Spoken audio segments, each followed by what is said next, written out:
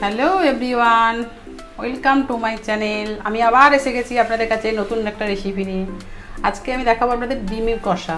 কিন্তু ডিম কষা আমি সব রকম মশলা দিয়ে আজকে আপনাদের আমি ডিম কষা দেখাতে চাই। দেখুন এখানে আমি একটু ডিম সিদ্ধ, একটু আলু নিয়েছি, আর এখানে তো জানেন নুন, হলুদ, লঙ্কাটা তো লাগবেই।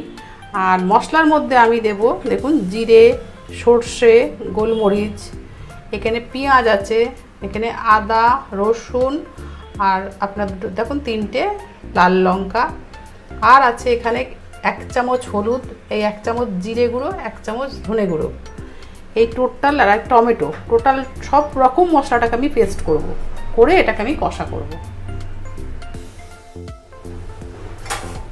এবার আমি কড়াই একটু তেল দিয়ে দিলাম।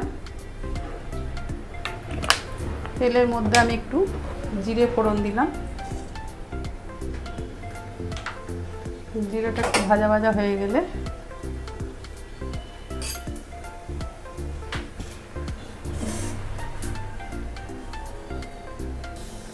আমি তেলের মধ্যে সামান্য একটু হলুদ দিলাম, কেন কি ডিমগুলো তাহলে লাল হয়ে ভাজা হবে। তেলে যদি আপনারা সামান্য একটু হলুদ দিয়ে দেন তাহলে ডিমগুলো খুব সুন্দর লাল হয়ে ভাজাটা হবে। কম বেশি সবাই রান্না জানে, সবার প্রত্যেকটা ঘরেই আমার মতন গৃহিণী আছে, কিন্তু এক একজনের রান্নার প্রসেস এক এক রকম। এবার আমি এর মধ্যে ডিমটা, আলুটা দিয়ে দিলাম, দিয়ে এটাকে আমি একটু দেখুন ডিমের কালারটা পুরো লাল হয়ে গেল। এবার ডিমটা যখন ভাজা হবে পুরো লাল হয়ে যাবে।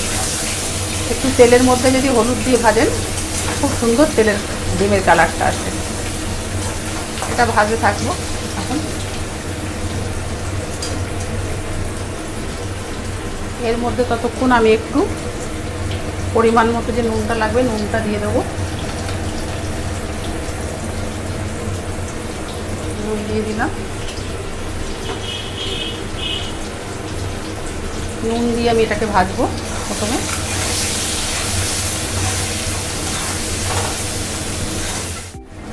এবার আমি পেঁয়াজ, রসুন, আদা আর লঙ্কার যে পেস্ট আমি করেছিলাম সেই পেস্টটা আমি এখন এখানে দিয়ে দেবো, আর টমেটোটা, এই পেস্টটা আমি এখন দিয়ে দেবো এর মধ্যে দিয়ে দিলাম। এবং এখানে পরিমাণ মতো আমি হলুদটা দিয়ে দেবো, হলুদটাও দিয়ে দিলাম, দিয়ে এটাকে একটু ভাজতে হবে।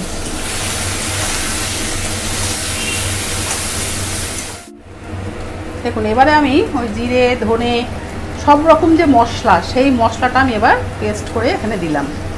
গোলমরিচ থেকে শুরু করে সর্ষে, সমস্ত মশলা।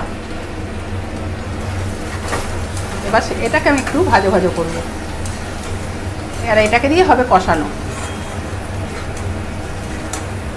মনে রাখবেন এটা কিন্তু একটুও জল চলবে না, এটা দিয়েই আপনাকে কষিয়ে নামিয়ে নিতে হবে। দেখুন আমার চিকেন কষা রেডি। এত অপূর্ব খেতে হয়, এত টেস্ট হয়, মানে না করলে কিন্তু আপনারা বুঝবেন না, আপনাদের কিন্তু করতে হবে। আমারটা দেখলে হবে না, আমারটা দেখে আপনারা করুন, করে খেয়ে আমাকে জানান, কমেন্ট করুন যে আমি কেমন লাগলো আমার রান্না। আমার রান্নাটা দেখলে তো হবে না, মানে অপূর্ব অসাধারণ লাগে খেতে। আমার রেসিপি রেডি। দেখুন আমি এখানে সার্ভও করেছি।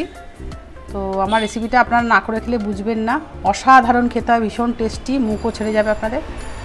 তো আশা করি আপনাদের আমার রেসিপি ভালো লেগেছে। যদি ভালো লেগে থাকে তাহলে অবশ্যই আমাকে লাইক, শেয়ার আর সাবস্ক্রাইব করে দেবেন। Thank you.